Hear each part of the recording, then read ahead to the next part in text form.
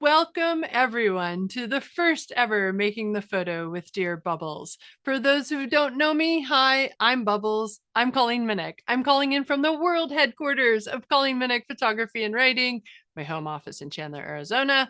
I'm a full-time photographer, writer, publisher, instructor, motivational speaker, stand-up paddleboarder, bubble lover, pie eater, you name it. If it's fun, I'm in. I am celebrating my 18th year as a full-time freelancer. I left my job as a software engineer at Intel Corporation in 2007. Now, my whole purpose for being is as a photographer, as a human, is to help others live their most meaningful life with or without a camera. And I fully believe that curiosity and courage, which I like to call naive enthusiasm, are at the very heart of that. And so, with that, I have been offering annual Making the Photo Year in Review webinar since 2020. Many of you have been a part of those. You've attended those. And I've received great feedback that those sessions are extremely helpful in expanding ideas and injecting inspiration into your photographic journey. And so, of course, I want to keep doing that. Never stop learning, right? And we got to help each other out on this wild and crazy ride, right? So, starting today, on the third Wednesday of every month, I'll upload a new video for an image I've made to the Dear Bubbles website. For that single image, you'll hear fun tales about what led up to that creation of the image, my exposure settings, the gear I used, my processing approach. You're also going to hear specific learnings and photographic tips along the way. So those of you who have attended my Making the Photos session each January, you're going to be familiar with this format. So that you can all get a taste for this format, this first Making the Photos session will be publicly released and free for all to view. If you are not yet a Patreon subscriber, but wish to see the Making the Photos series starting in March, please consider offering your financial support at patreon.com/dearbubbles.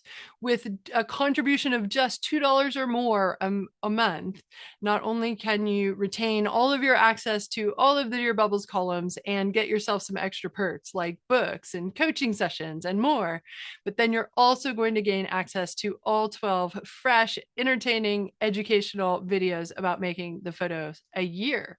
And so your financial support helps me cover the production costs to make these videos and enables me to keep both the videos and the column free of advertising forever. There's no distracting ads about toilet paper or medications or anything like that. It's just more photography and more learning. So any and all contributions are very much appreciated and hug or fist bump worthy, whichever one you prefer. So to be sure to visit Dear Bubbles at dearbubbles.com for more information. This is going to be a blast. You're not going to miss what's in store. So, shall we get started? I'd like to begin with a shout out to my dear friend and workshop client, Toby, for asking about the photograph that I'm going to show you today. She asked many, many moons ago, and it might take Bubbles some time, but I rarely forget and I get to things eventually. So this is an image titled Turning the Page, made in October 2021 in Acadia National Park in Maine. And I gotta be honest, October 2021 was a really, really hard time in my life.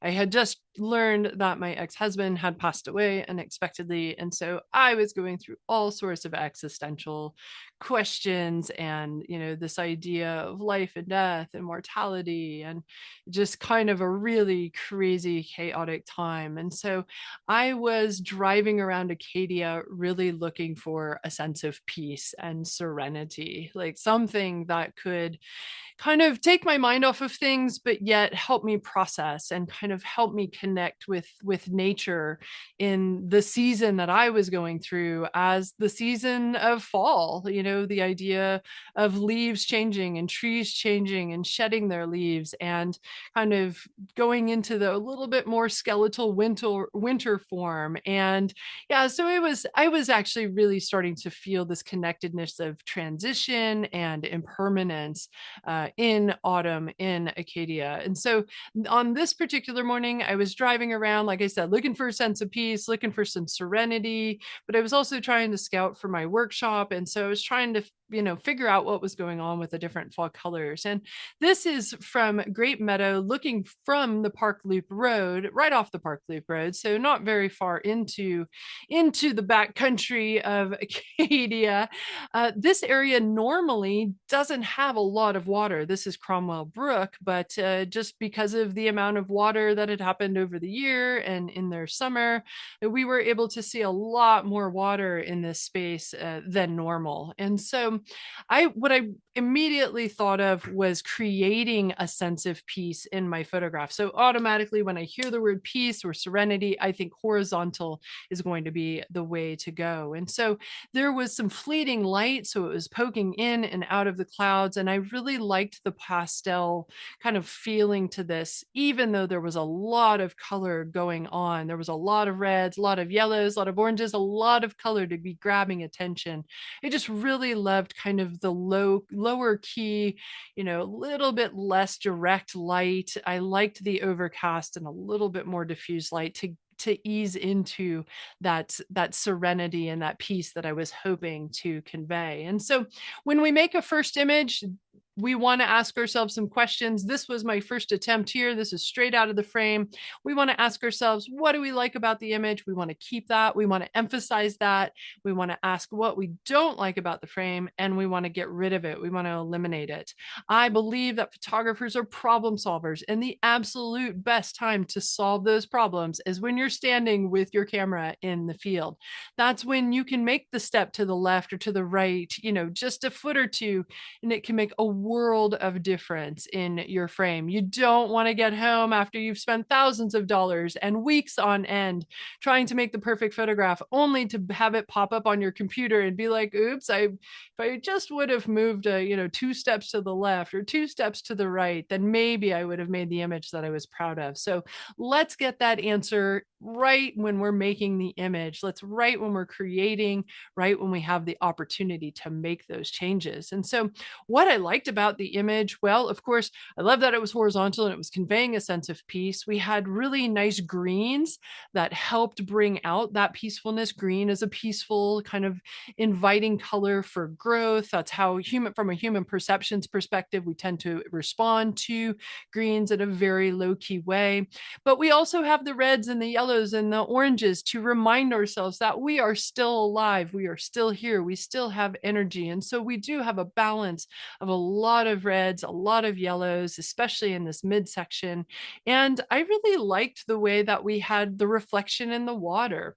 And on this first attempt, what I was really looking at was the balance of shapes. So I'm going to start drawing on my photograph here. So we've got a bit of a triangle in here. We've got a little guy in here. I am not sure I like that. So in my photo, it needs to go. I don't really like that change in color. We've got greens everywhere else. And then that kind of drops off into like a brown in the corner. I didn't really love that. But so keep drawing our triangles. We've got a little bit of a mini triangle in here. We've got a triangle going this way. We've got a horizontal swath of color this way. And we've got one up top here. So things that look the same are going to be grouped together. That's called the rule of proximity in Gestalt psychology.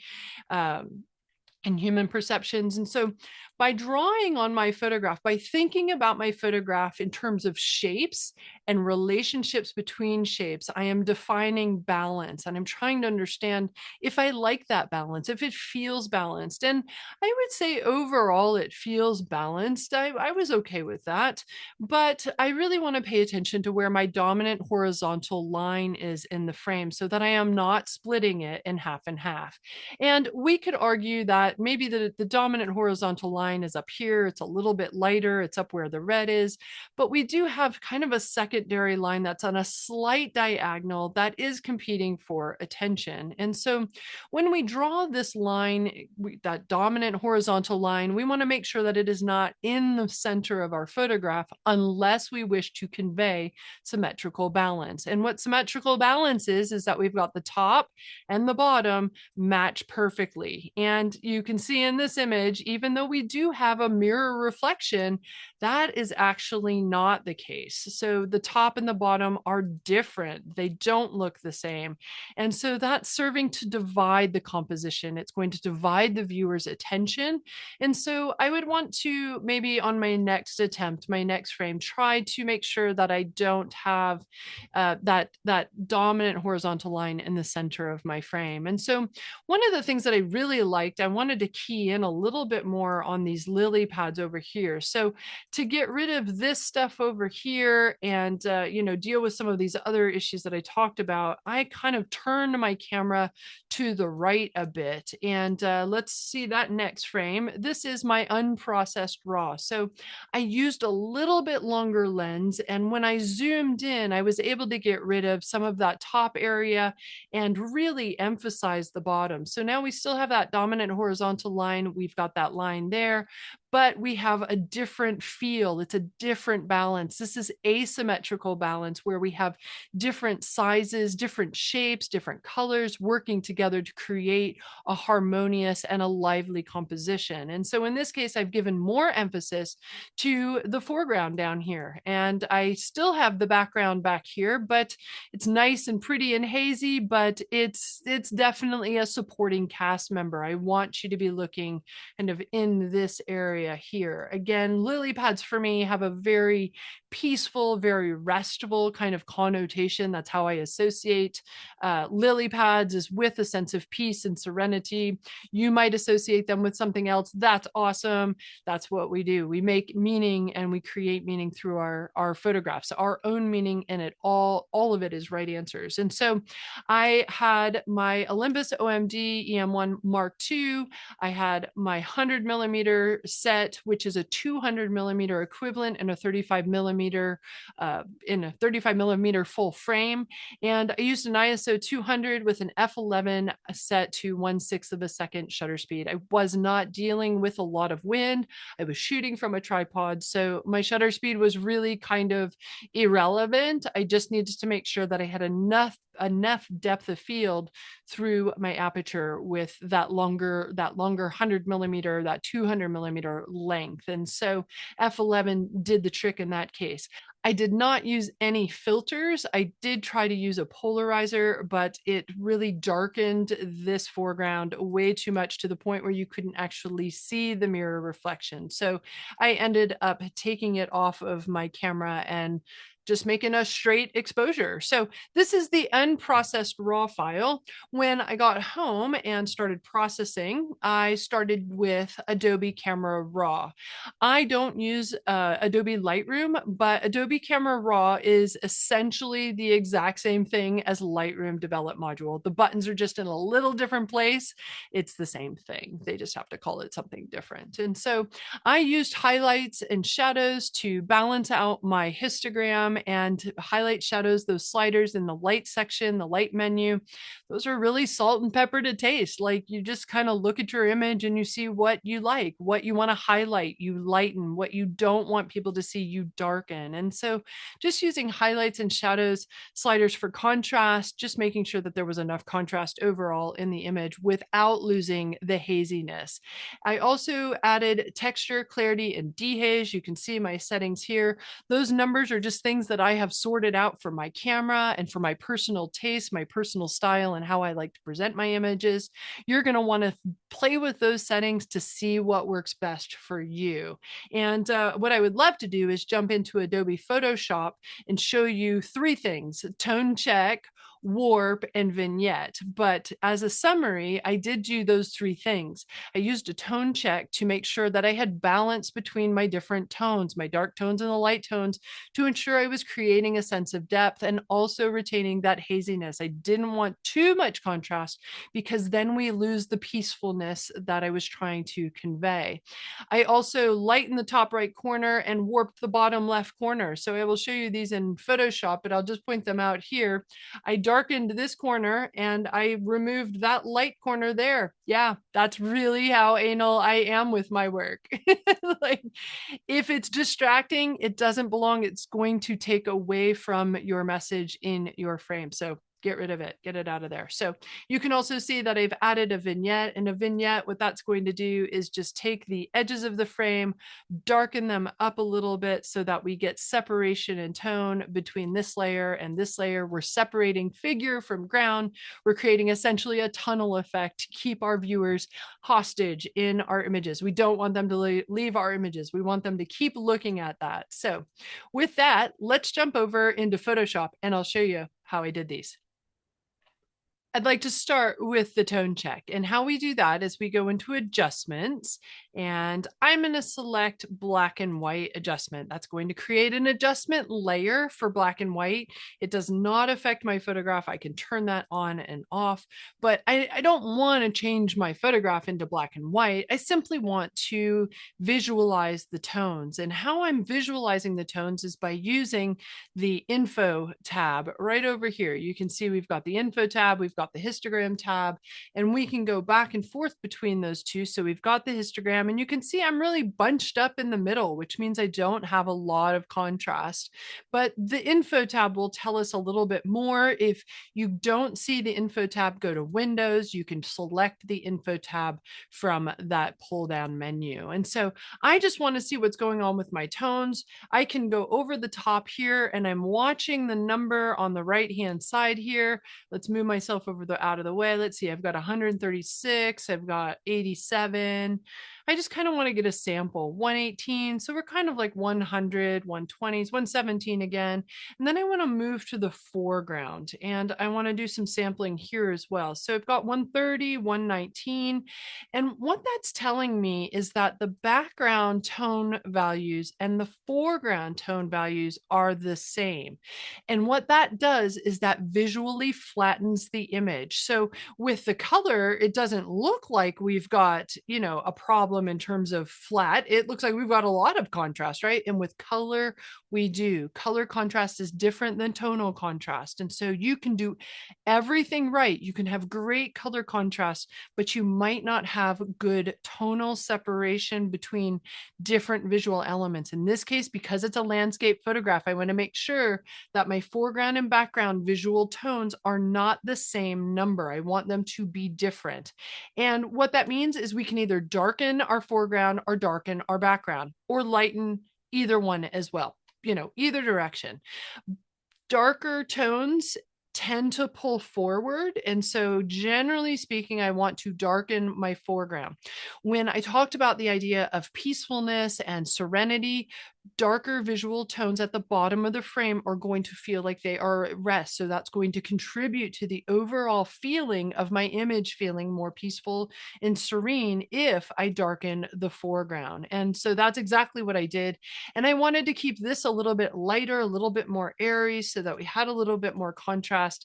And how I do that, I'm going to leave the black and white layer there, the adjustment layer, and I'm going to add a levels adjustment. Again, you've got another layer here, and I'm just going to darken. I'm going to tighten up the white point and the black points kind of together. And I'm just kind of watching different areas of the frame. I'm specifically watching the foreground.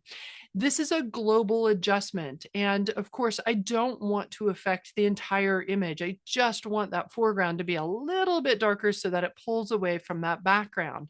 And so I don't want this to be a global adjustment layer. I want it to be a localized adjustment. There are a number of different ways that you can do this. You can do this with brushes in a Lightroom develop module. You can do this in Adobe Camera Raw. You could do it in Photoshop with selection tools. I have a very specific way that I do it. I've just been doing it for a really long time, and it works really well for me. And that's by doing a levels adjustment. So here you can see that when we make the adjustment, you can even see with the black and white, it added this little white mask, and white reveals, black conceals. So when that mask, excuse me. So when that mask is white, that means that the adjustment is apparent throughout the entire frame. We can fill that with black. We can come over to the left-hand side of our screen here, right in here, and we can change our foreground color to black. And that's exactly what I have done here. And we're going to Alt delete or edit fill. You could also do a Command I, which is to inverse. And you can see that I just blacked out the entire adjustment. So the adjustment that I did isn't apparent on any of the frame. Well, we certainly don't want that either. And so I'm going to use a brush, and I'm going to use a white brush. So I'm going to change the foreground color back to white, and I'm going to use a brush, and I'm going to paint in some of that darkness in the foreground. And I'm just going to make it a little bit darker. I am still in my black and white, but I can just peek really quick to see what I'm doing here. And you can see that some of these areas just got a little bit too dark. So the shadow areas, so I can go back in with a black brush and just kind of back off on that a little bit in these little areas in here, these areas in here. I don't want to muddy up the shadows too much. I just wanted to darken that foreground. And you can see Exhibit A, Exhibit B. You could see how now it pulls forward from the background. Now we have a sense of depth, and we've created a little bit more peaceful vibe as well. And so when you're dealing with tones, you want to make sure that you are creating depth. But when we see in the background, I see that it too is kind of all running together. All the tones are kind of running together. I'm going to turn on that black and white just to show you again. So I'm going to do a different adjustment levels adjustment, and I'm going to darken that as well, only looking at that top part of the frame now. Again, white reveals, black conceals. So I've got a global adjustment right now, but I'm going to make that go away by filling the mask with black, and I'm going to use a white brush. And this time I don't want to do the entire kind of swath of a frame. I just want to kind of paint in where the natural shadows are in this area. And maybe I'll paint a little bit in between the trees. I'm making this up entirely. And you can see if we turn on the mask, you can see that I'm just poking around here. Just want to get a little bit more separation in the tones in the top part of the frame. So we turn off that black and white. We do Exhibit B. This is the after. This is the before. This is the after. This is the before. That is the after. And you can tell that it's a little bit too dark. So what we can do is we can come over to the opacity and change the opacity of that particular layer. So I want to back off a little bit. Let's blend it a little bit more. And so that opacity, I'm going to drop down to maybe 60, 70%. So it's maybe not quite as obvious. We still get the effect of creating separation and depth, but this time we definitely, it's not as visible to our viewers. And that's what we want. We kind of want to make things subtle. We don't make them effective, but subtle enough so they're not completely obvious. So it's funny, when I did this tone check, I noticed that corner up in the top. Where's my annotate? There it is.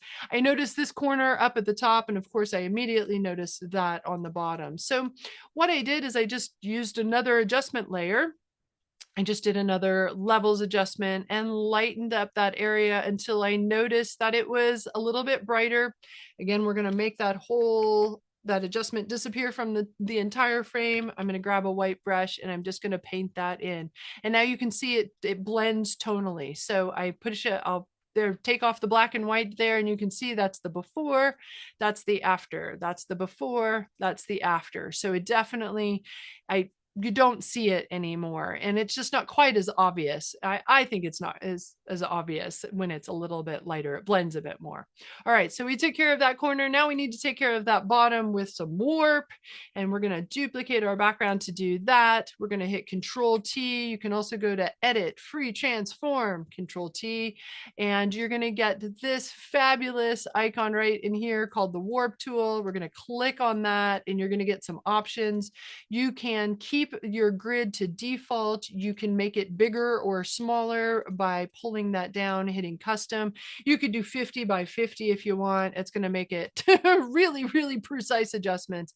I definitely don't want to go that precise, but the more precise you are with the warp number, or the bigger the number, the more precise you can be with your adjustment. This corner does not need a lot of warpage. We're just going to take that corner and pull that right out. You could have done a clone stamp. You could have done remove tool, but but I love warp. It's one of my favorite tools in Photoshop. And so I try to use it as much as possible. Well, I try not to use it. I try to fix these things in the field, but sometimes you just can't. Sometimes you miss it. It's called an invisible gorilla. Sometimes the invisible gorilla just pops out at you. And so that you can take care of that in that way. And then the final thing that I did is vignette. And vignette, I do very, very last in my overall processing approach. You could do it whenever you want. I do it last as kind of the finishing touches. And I'm going to come into filter. Like I said, there's a lot of different ways that you can do this and accomplish this, but I'm going to go to filter, lens correction. And then there's another tab called custom. And you can see how I've warped the image here. That's fine. And like I said, I did a -30 on this and a +30 on the midpoint. So I darken around the edges of the frame. We'll do an exhibit A. That's before, that's after. And you can see it just pulls the eye in just a little bit, not a lot, not a lot, just a little bit, just enough. So I'm going to hit OK. And now my image is ready to be sent to the printer. And given all of that, this is my final image. So this is turning the page. And so our key learnings for this is make sure that you're tying your emotional state to your compositional and your overall design choices. I made very deliberate decisions like keeping things, not overly contrasty, making sure that my frame was in a horizontal orientation as opposed to a vertical orientation, making sure that we had balance between the greens, reds, and the oranges and the yellows, all the different colors that were going to grab attention. And making sure that to get to those decisions, conducting a critique of each frame in the field, asking yourself what you like about it, ask yourself what you don't like about it, and then fill your frame accordingly. Simplify, simplify, simplify. Get rid of things that are going to distract your viewers away from your primary message, away from your beautiful scene, and make sure that you do a tone check to make sure that your image contains the right amount of tonal contrast. It has enough depth. Remember that color can distract you. It can be noise in making that decision. And there is a difference between color contrast and tonal contrast. So just keep that in mind. But those aren't the only key learnings. As I was preparing this presentation, I looked at my first attempt and I thought, it's not as bad as I remember it. Like, I don't know that I want to throw that particular frame out.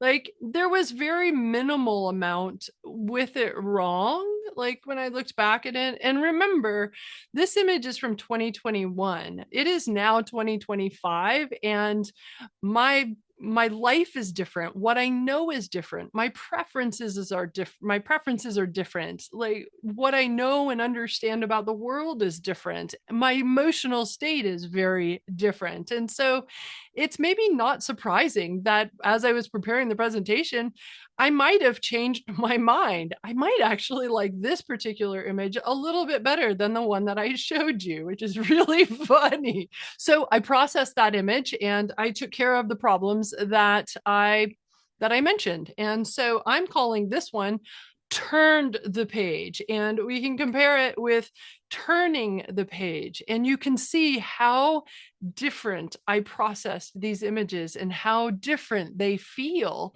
when you look at them. The one on the left definitely is more contrast. It's happier, it's vibrant, it has a lot more energy. And I think Turning the Page is a lot more subdued. And it is that kind of serenity and that kind of a little bit more chill. It doesn't have quite the contrast, definitely has that light haziness. And so, what's the right answer? They're both right answers for different reasons. And that's, I think, the biggest learning for this session is that you can make a bunch of images in one session and a lot of them be right answers for different reasons. You don't have to pick just one. I mean, sure, if you're submitting to a calendar or you're submitting for a magazine, you have to narrow it down. That's fine. But in terms of what we actually process and what we actually like, we can pick different things for different different reasons, and we can change our mind at any point within the artistic process. These are your images. This is your art. These are your decisions. And so you can change your mind. Nobody has any idea what you're trying to convey anyway. And so change your mind. Change your mind often. So I did. So now I'm going to turn it over to you guys. What do you guys think? Did you like turn the page, the first attempt, or turning the page, my last attempt? You get to decide. Tell me what you think. Let me know in the comments. And if you have any questions, comments, concerns about this particular session, drop those in the comments as well. Also, if you have any requests for future Making the Photo sessions, definitely drop those in the comments or send me an email. You never know what's going to pop up on Making the Photo with Dear Bubbles. So I'm Dear Bubbles signing off on our very first session. I hope you guys enjoyed this, and we'll see you next time. Until then, go forth and create.